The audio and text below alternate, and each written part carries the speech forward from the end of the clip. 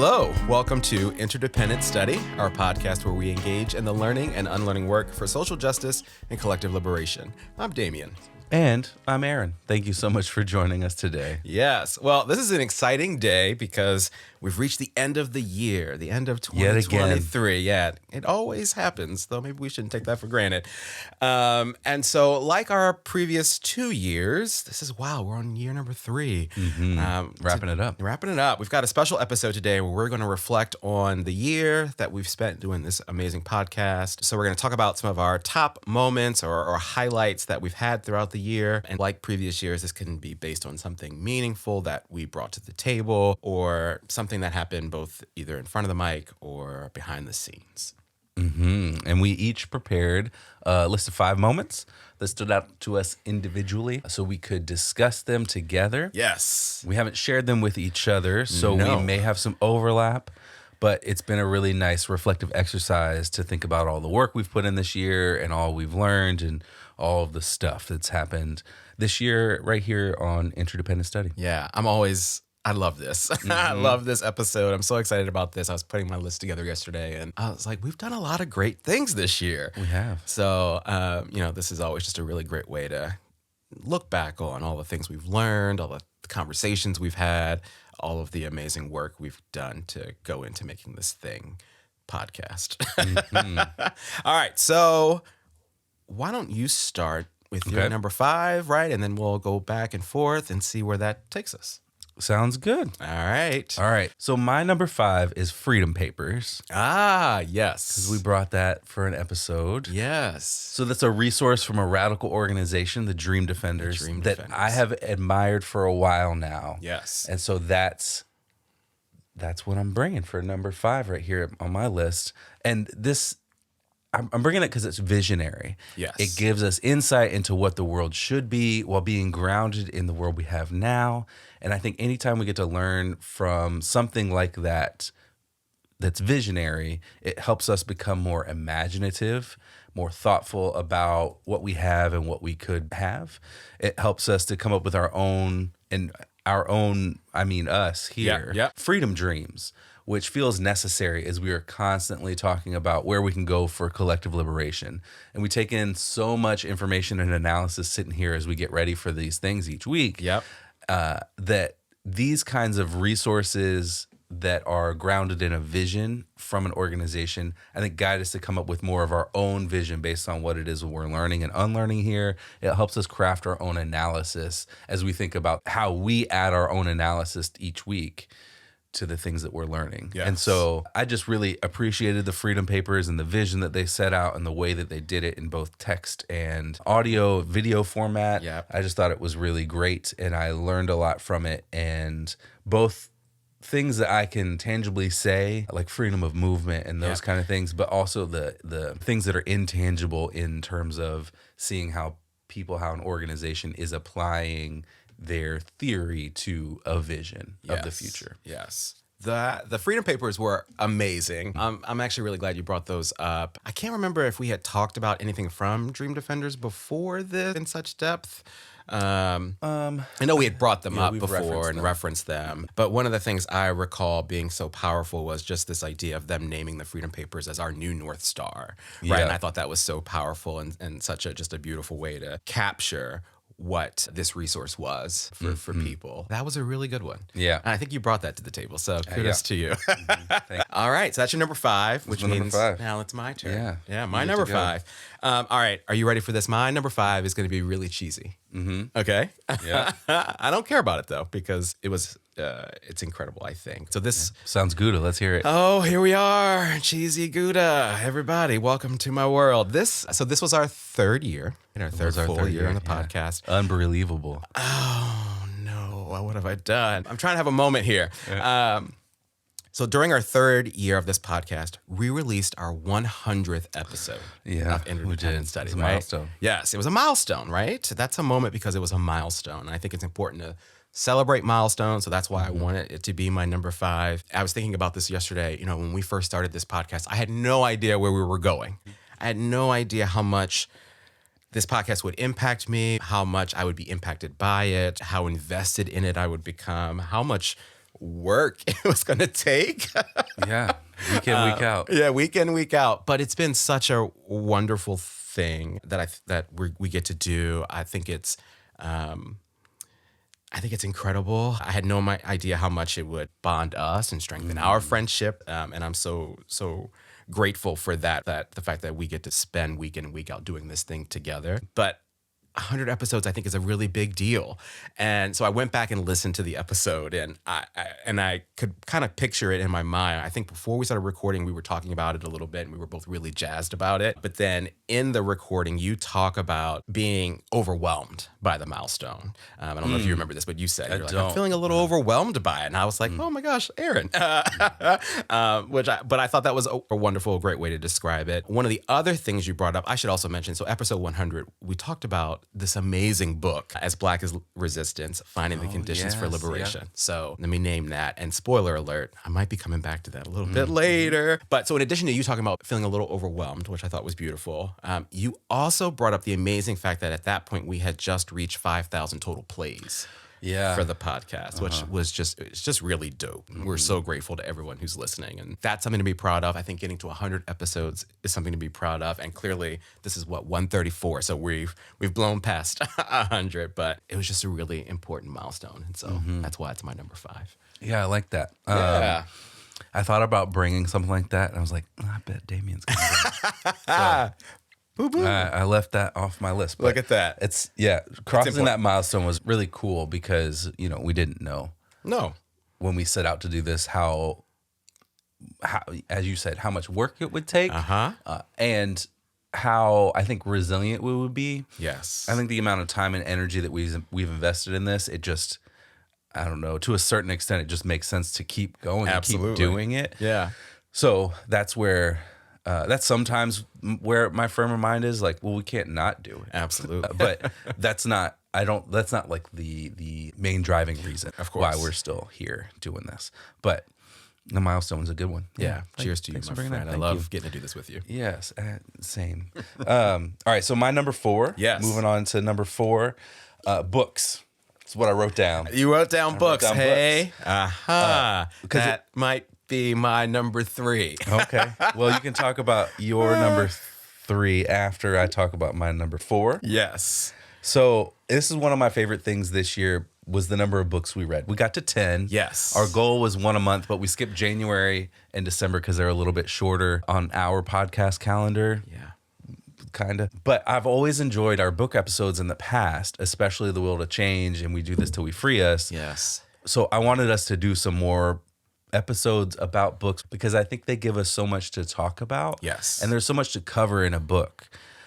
I really appreciate the articles that we read and the other resources we read and bring and documentaries we watch.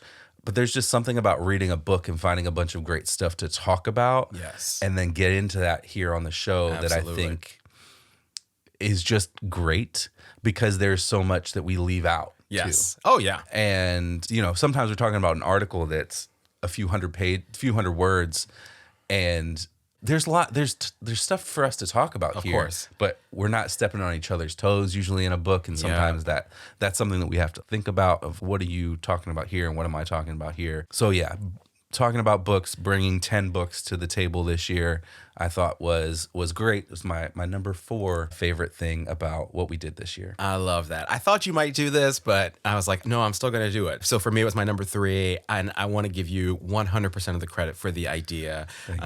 And I'm so glad that you did. I think we read 10 phenomenal books. There wasn't one that I was like, they were phenomenal. And so that for me alone is worthy of a highlight in a moment, but also I appreciate you for having the idea. I really wish when I was thinking about like what I might say for this, I was like, I wish I could talk about all 10 books because they're so phenomenal. But what I did was think about a couple of highlights. So of course there was episode 100, right? That book was As Black as Resistance, Finding the Conditions for Liberation, which I remember having so much profound wisdom in it from cover to cover. And one of the things I did was I went back, I looked at the book, and I'm still moved by this quote from the first chapter. The quote was, "The Black American condition today is an evolved condition directly connected to the history of slavery, and that will continue to be the case as long as the United States remains an ongoing settler project. nothing short of a complete dismantling of the American state as it presently exists can or will disrupt this. Right? That's such a good quote. I'm thinking about the connections to our most recent episodes where we talked about abolition and the state. Like, there's so many great connections to, this book and a lot of our books to some of the other content that we brought. And I think you're spot on. This idea that it's just more content for us to dive into and learn from. Yeah. So that was one. The other highlight I can't not shout out. We read the book Say Her Name, Black Women, Stories of Police Violence and Public Silence, which you brought to the table for episode 126. And the only thing I'll say is that I just remember crying so much Yeah. reading that book. And of course I did. It was such a powerful and moving book. And I'm really glad that we got to read it and amplify it here on the podcast. So yes, the books had to be a moment for us because they were such a huge part of our show this year. And I'm hoping we can continue to do that. Yes. Yeah. I believe that we will. I think that's the plan. Yes. All right. So that was your number 3. Yes. And that was your number 4. Yeah. So you should go back to 4 Oh. and do your number 4. All right. All right. So moment number 4 for me was how we had 2 conversations. We released 2 dedicated episodes about the Stop Cop City movement. And it was important to both of us that we talked about that, amplified what was going on down in Atlanta here on the podcast. So those episodes were 101, where we talked about 2 articles. The one was The Fight to Stop Cop City Has Decades Old Roots, which was in Prism. And then The Forest for the Trees, which was that great piece from The Bitter Southerner, which when I kind of pulled that, I was like, oh, we should find more stuff from them because that was so good. So write that down. He's over there. What do you call that? Miming, writing things down. And then we had episode 123. That's the click of the pen, folks, where we talked about that piece from U.S. Representatives Cori Bush and Rashida Tlaib called Cop City and the Silencing of Dissent. And, it's a moment for me because I'm just really glad that we got to learn more about that movement and what work has been happening to stop or attempt to stop this almost $100 million police training facility from being built in Atlanta. I thought it was just great to learn more about that and certainly about the potential for future racism, future state-sanctioned violence that would come of it. But it was also important, I thought, that we learned about the potential environmental impact, negative impact that this facility would have on that area. And one of the other things I was really moved by was just the movement, the power of movement and organizing work. Those folks down there putting their lives on the line to do this. They've sacrificed so much. And I just remember being really moved by that. So getting to talk about Stop Cop City, I thought was important. And it was definitely a highlight conversations for me this year. Yeah, I think that was an important conversation for us to have because I think it's something that felt important for us to learn and know about. Yes. Especially as we see similar facilities like this being proposed across the country and what the resistance to that will look like. So, yes. Yeah, great. Love it. All right. So that was your number 4. Yeah. And we heard your number 3 was books. Yeah. Okay, so I'll talk about my number 3. Okay. So my number 3 is James Baldwin. Wow. Okay. Yeah. Okay. I almost brought Mr. Baldwin. Yeah. It feels a little disrespectful that I didn't. So I'm glad you did. Yeah. We're a team. So I just really appreciated learning about and from James Baldwin this year through the documentary we watched and the book by Eddie Glaude. Yes. I think it's remarkable how he wrote and spoke about so many things that are still relevant today. Yes. On the one hand, that's sad. Yeah, of course. But on the other hand, it just shows how much wisdom he had. I think he saw things very clearly in the biggest structural sense possible and saw how it impacted people individually. He saw how the systems trained us to treat one another on an individual basis, particularly along racial lines. He saw white supremacy for what it was, a scam. And he saw lots of white people as folks who didn't want to give up the scam. Yes.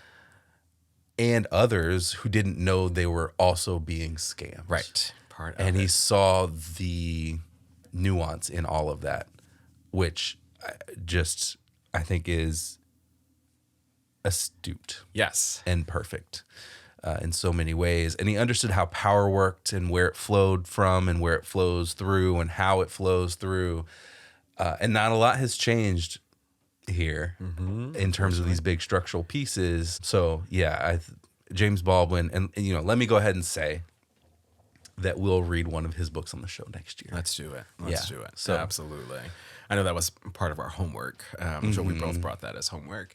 Those that documentary, that book, they were both incredible.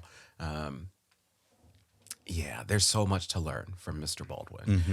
And so let's continue that. I'm glad that you brought that as a moment for you for this year.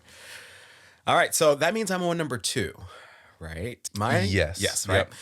My number 2 moment is the fact that we talked about a few pieces from the brand new publication, Hammer and Hope. Oh, yes. Yes. Hammer and Hope was co-founded by Jen Parker and Keonga Yamada Taylor, and they released 2 editions this year, and we were all over it, right? I think we were both so excited. I can't remember which of us found it, but it was like whenever they released something, we're on it. I think we were really intrigued by their mission, their work. I went to their website because I wanted to pull what their mission was. And so they say, quote, "Our aim is to build a project whose politics and aesthetics reflect the electric spirit of the protesters who flooded the streets in 2020. A project that breathes life into the transformative ideas pointing us towards the world we deserve." Right? So to me, there's no doubt that they're accomplishing that goal. We read 3 pieces from Hammer and Hope this year. The first was for episode 98, where we read the piece After the Uprising, What is to be Done. The second was for episode 120, where we read Our Green Transition May Leave Black People Behind. And our third was episode 125, where we read The Supreme Court Shouldn't Get the Last Word. And for me, I think those 3 pieces alone shared just some incredibly profound wisdom. They showcase sort of the intersections of various kinds of oppression and their impact on all of our lives and on our country and its future, and put forward tangible ideas and actions for how we can continue to fight for social justice and collective liberation. So I just think that the work of Hammer and Hope is so needed. It's so necessary. And so it was an honor, I think, for us to get to talk about their work on this show. And I'm looking forward to continuing to reference them next year. Yes, they were so good, right? A real highlight for me too this year. And just because the quality of their articles is so great. I mean, this doesn't matter as much, but the aesthetic is very appealing to me. Beautiful. But they're not the only new publication we found this year either, right? So we found the Forge organizing. This is the first year we did anything almost for brought the Forge, but I thought you might. I didn't. But I'm glad you brought it up. And Inquest was the first year we read something from Inquest, and I think there's a couple others. But I think there are. Yeah, it was great to find new places for articles and in-depth analysis of things. Bitter Southerner was a new one for us. Yep. So it was nice to find these new homes of analysis that we can then lean on as we continue this podcast. Yeah. Written by such and created by such incredible people. Yeah. Yeah. All right, so that was your number 2, right? Yes. So I'm on my number 2. Yes, sir. Now. So my number 2 was Let This Radicalize You. I know I said books overall was one of my themes, but I had to bring a specific book as well. And I might have a few honorable mentions. Okay. I'll mention later. So Let This Radicalize You was one of my favorite books I read this year because it was so focused on the practical translation of theory into action. And I think I learned so much while reading this book about how people can organize together and reorient ourselves to cooperation versus competition, how we can cultivate hope, move beyond despair, which is I referenced that in the title of the episode that we put out. Yep. So one of the things that stuck with me from this book, I actually shared during our episode about the book, but here it is again. Quote, "What becomes increasingly possible in spaces where people experience belonging, imagine new ways of living, and practice those kinder, more just beliefs in relation to each other is the cultivation of hope. Because if we can experience other people as co-strugglers, not as competitors or fearful enemies, we can experience moments of justice, peace, and liberation. And in doing so, realize that these concepts are not fantasies, but realities that can be constructed." And I think that encapsulates so much about, I think, the ethos of that book. Yes. and how much bringing people together, even in the small scale, changes so much on the large scale, and what our relationship is and what our values are and what it is that we believe is possible.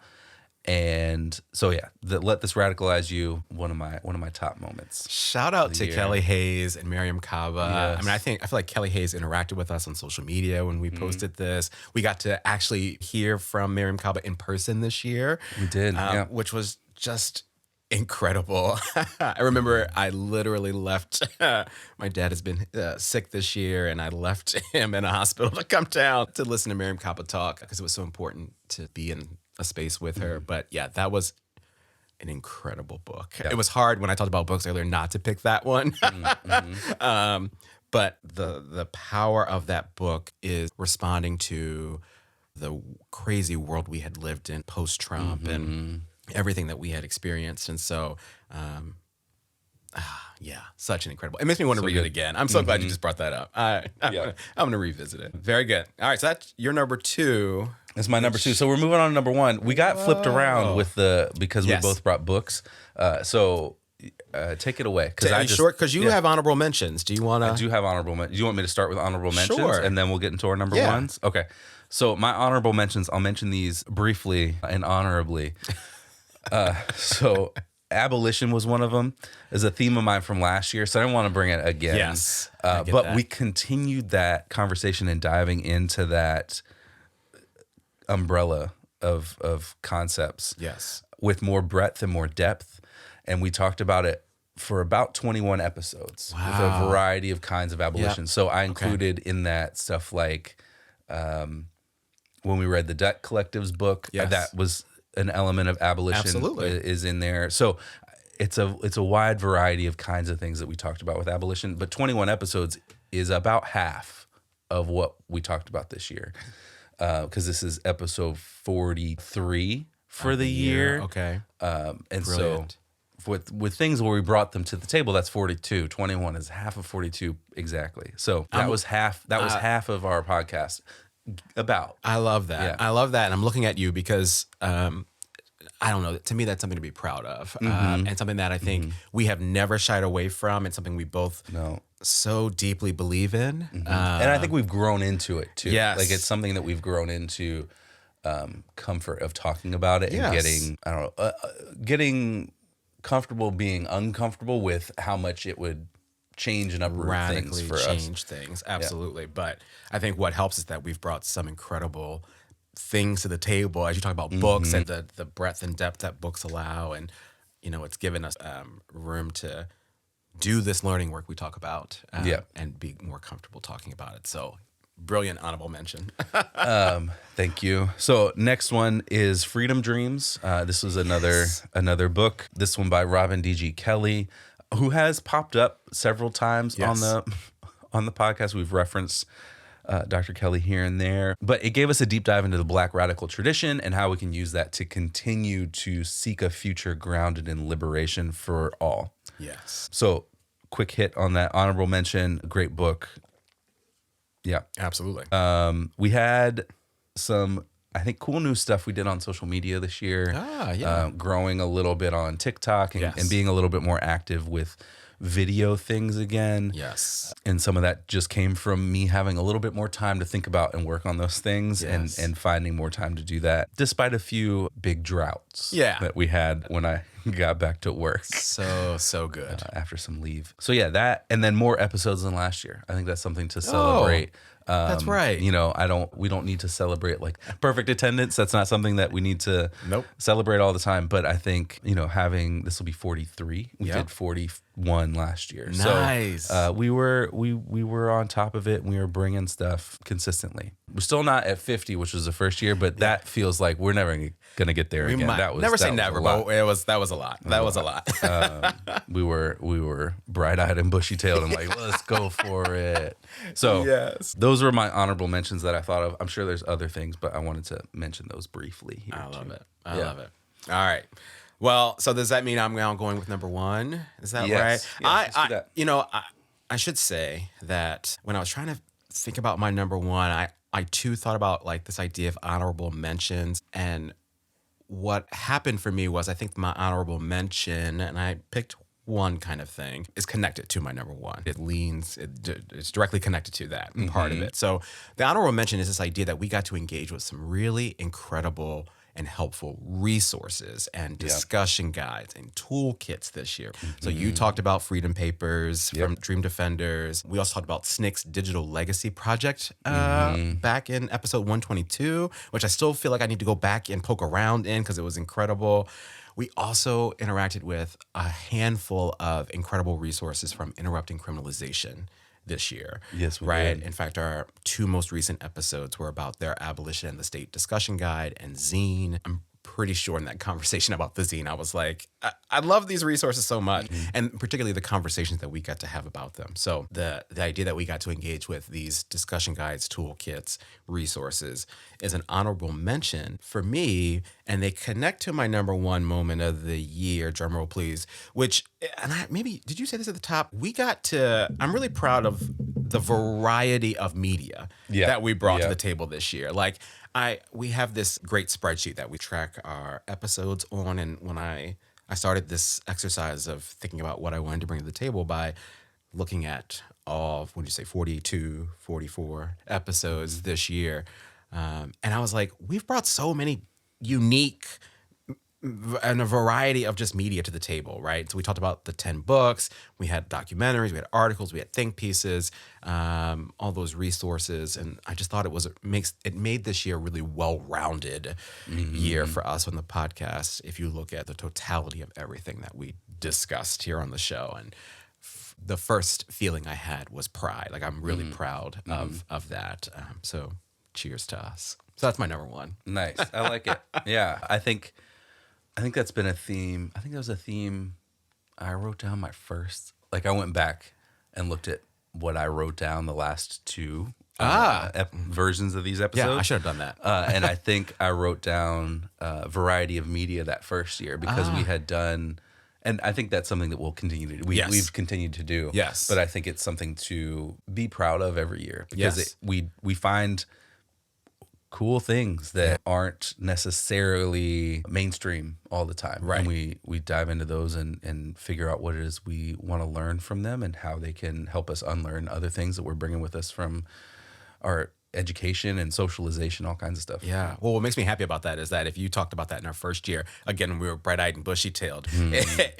And maybe that implies we're not so bright-eyed and bushy-tailed now, but it means we've stayed committed to that in a way, unspoken. We don't really speak about that, but we've continued to do that. So yeah, kudos to us. Cool. All right, number one for you. Number one for me. I took a turn into the personal world. Okay. For number one. All right. So I wrote down "May Baby Break" as the title Okay. for my little paragraph here. I'm just grateful that we took some time off in May as my family adjusted to becoming a family of four. When our new baby Dylan came home, he's happy and healthy and great. And a handful. And it's been a challenge at times to keep up with everything we've got going on now at home with two kids and keeping up with this and work, paid work, and all the other things that life throws at you.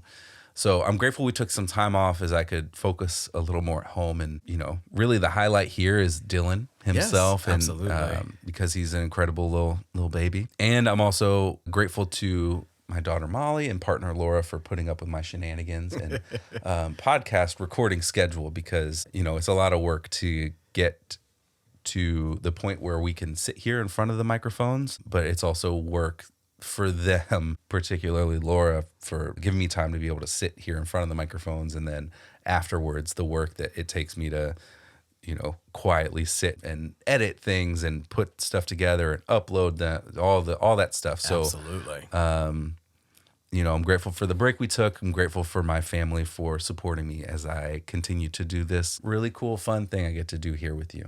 So, I love that. That's sweet. Well done. Thank you.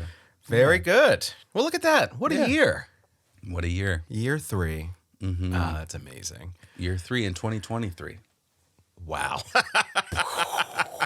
I hadn't thought about that. Yeah. Well, we should close this thing out, right? We should. Yeah. So with that, we want to thank you for joining us today, for listening to Interdependent Study. I believe, Damien, you've got something prepped for the next time we come together in 2024. I do. Which will be the beginning of year 4.